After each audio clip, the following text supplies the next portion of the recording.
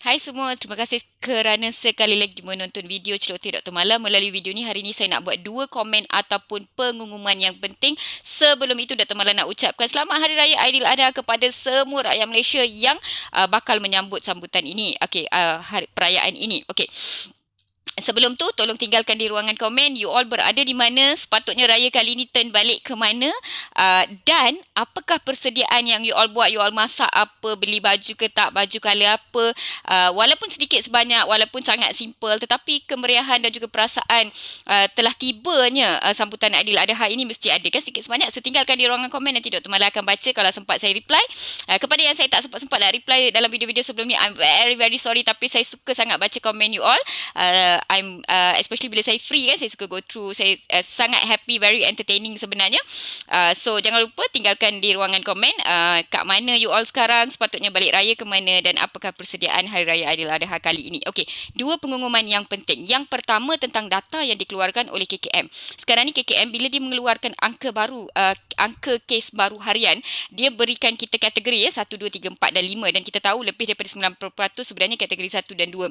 Sedikit sebanyak ini sebenarnya memberikan kelegaan kepada ramai orang, especially yang murung dan depressed bila dia tengok, oh rupa-rupanya gejala ringan, dia rasa sedap hati sikit. Dan ini sebenarnya adalah satu yang saya sendiri utarakan melalui satu interview dengan pihak Astro Awani dan juga dua panelis lain, yang mana saya sarankan yang pihak KKM kita, kalaulah dia boleh bagi kita pecahan data, it will be very helpful sebenarnya, dan thank God mereka pun mengeluarkan. Tetapi saya nak ingatkan kepada you all semua di luar sana, tolong jangan alpa, tolong jangan terlalu happy dengan peratusan yang tinggi kategori 1 dan 2 saja, kerana kategori ini adalah sesuatu yang dinamik.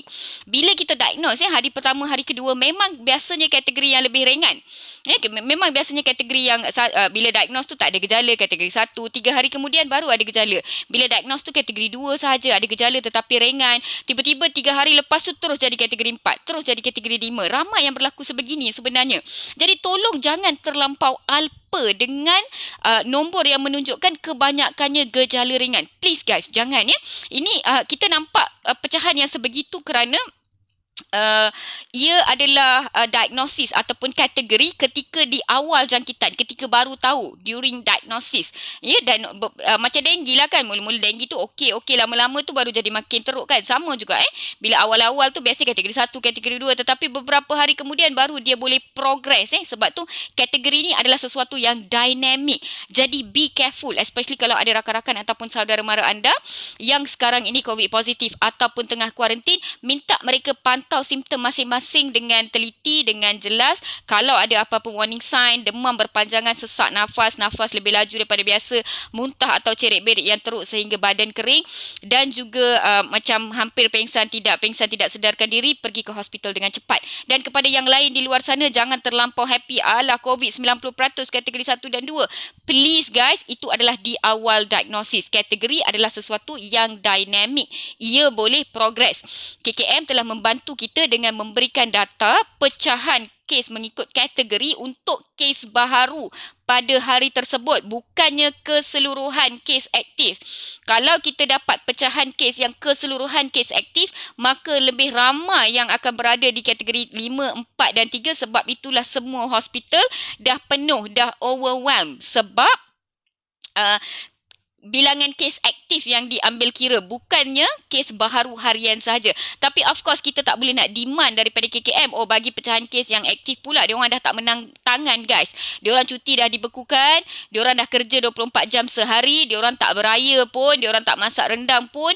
Itulah yang terbaik yang mereka boleh bagi kepada kita. Jadi kita sebagai rakyat, apa yang kita kena buat? Kita kena beringat, kita kena berjaga-jaga, kita kena ingatkan orang lain, dan kita jangan alpa, sebab kita dah janji yang kita akan jaga kita. Alright, so itu pengumuman yang pertama, iaitu berkenaan dengan orang kata kategori case. Alright, so siapa yang setuju ataupun tak setuju boleh tinggalkan komen di ruangan komen. Nanti Dr. Mala pun, biasanya banyak yang saya belajar daripada follower dan juga tim Celoteh Dr. Mala, so you all boleh tinggalkan you punya opinion and also thoughts di ruangan komen, nanti saya baca. Alright, yang kedua saya nak terangkan melalui video ini adalah tentang gejala balik raya. Okey, saya difahamkan oleh rakan-rakan saya yang bekerja di luar Selangor KL yang mana kereta dah berpusu-pusu masuk ke negeri mereka dan mereka dah mula merawat kes yang bukannya daripada negeri mereka, kes yang travel. Okey, ini sangat menyayat hati ya. Sebenarnya apa yang kita tak faham lagi, I don't understand. And saya tak berkata kepada yang berbangsa Melayu ataupun agama Islam sahaja ya, semua rakyat Malaysia mengambil kesempatan untuk merentas negeri sebab cuti sekolah kan. Jadi ramai yang nak balik ke sana, balik ke sini, kononnya dah ada surat tu, dah ada surat ni. Please guys, kamu dah dapat surat daripada COVID ke? Yang COVID takkan menjangkiti kamu? Kamu dah dapat pengesahan daripada Persatuan COVID Sedunia ke yang dia takkan jangkiti keluarga kamu? No, isn't it? So that surat is not the goddess surat, Please guys, you tak nak bawa balik jangkitan kepada keluarga you. And this is not just kepada orang yang menjambut raya. Semua, to everybody. Where is your... I don't understand. Kluster sebelum ni pun tak habis lagi. Perayaan sebelum ni punya kekecohan pun tak settle lagi. I want to share a story dengan you guys. Dua cerita. Yang pertama perayaan sebelum ni yang berlaku. Alright. Seluruh keluarga dapat surat sebab ada ahli keluarga dia yang boleh memberi surat tersebut, memegang authority untuk memberi surat. Jadi mereka semua berkumpul di satu negeri. Habis semua positif dan seorang wanita di awal 40-annya, seorang baru melahirkan anak melalui prosedur IVF, telah meninggal dunia.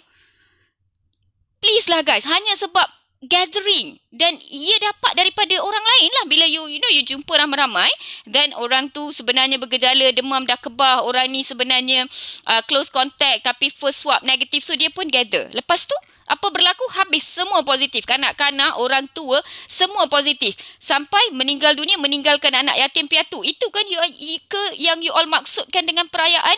Itu ke yang you all maksudkan dengan gathering? Anda mungkin boleh mengaburi mata pihak berkuasa. Anda mungkin boleh lepas roadblock ataupun whatever it is. Tetapi anda boleh ke mengaburi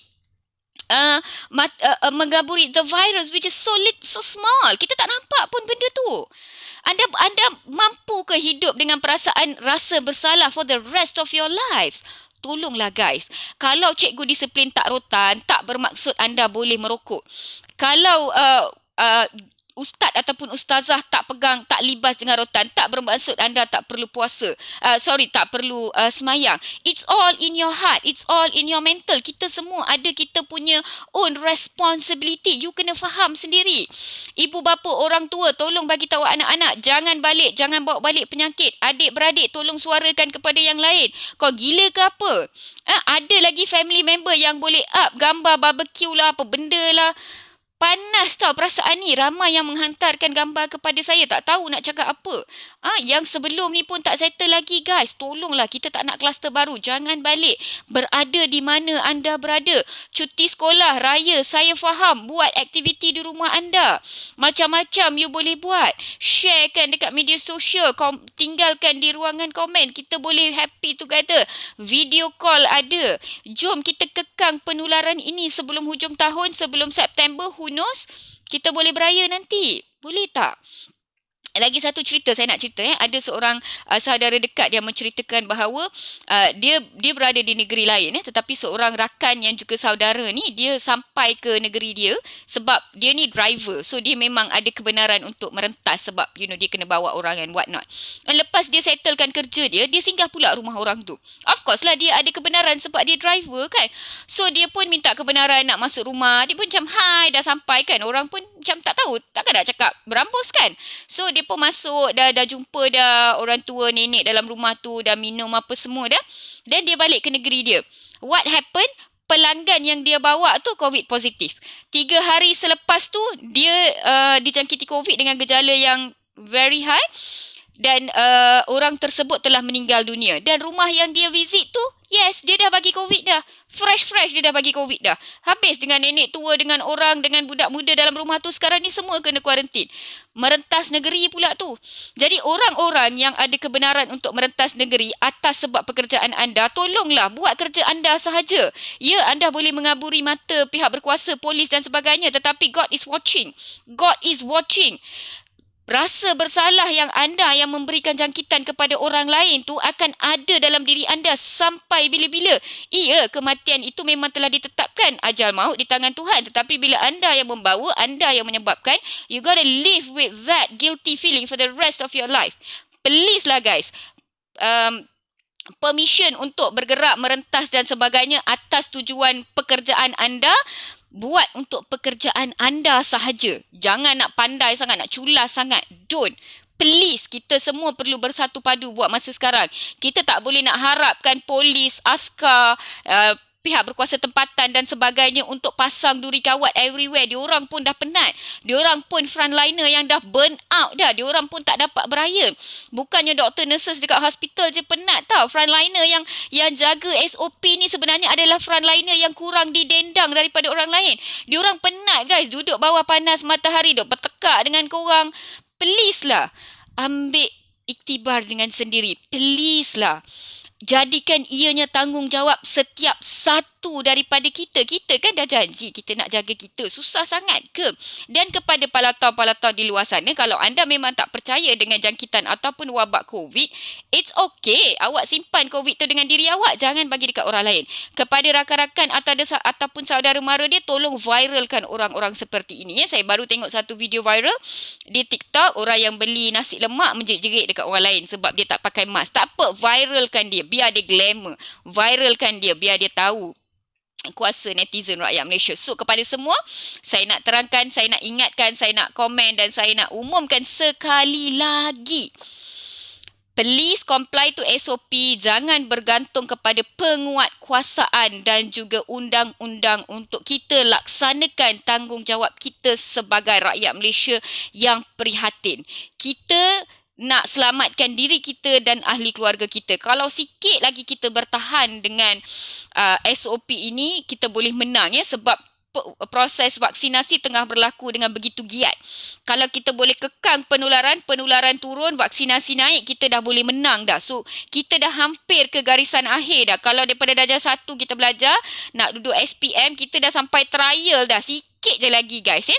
Sikit je lagi, kita hanya perlu bersatu padu, kita perlu bertegur dan make sure kita jaga SOP dan semua orang di sekeliling kita pun jaga SOP dan jangan lupa jangan sampai balik kampung sampai tertinggal you punya temu janji untuk vaksinasi. Go to your vaccination appointment, dapatkan vaksinasi dan jaga SOP dengan ketat walaupun anda telah divaksinasi. Alright, so thank you so much. Sorry sebab termarah dan tertinggi suara in between. Sayang you all semua ketat-ketat. Again, selamat Hari Raya Aidiladha kepada semua yang menyambut walaupun tradisinya agak berbeza, walaupun kemeriahannya lebih rendah daripada biasa, tetapi kesyukuran kita menyambut Aidiladha ini dan juga perasaan kita mensyukuri pengorbanan yang dilakukan sebelum ini and everything should be the same. So daripada saya mewakili semua warga bukan Islam di Malaysia mengucapkan selamat Hari Raya Aidiladha kepada semua rakyat Malaysia yang menyambut sambutan ini. Semoga pengorbanan anda menyambut perayaan ini dalam keadaan lockdown ataupun PKP diberi manfaat oleh Tuhan dan semoga kita semua kekal sebagai rakyat Malaysia yang sayang satu sama lain. Terima kasih kerana dengar sekali lagi Celoteh Dr. Mala. Thank you so much. Love you all ketat-ketat. Bye daripada Celoteh Dr. Mala. Kita jaga kita. Stay safe, stay healthy.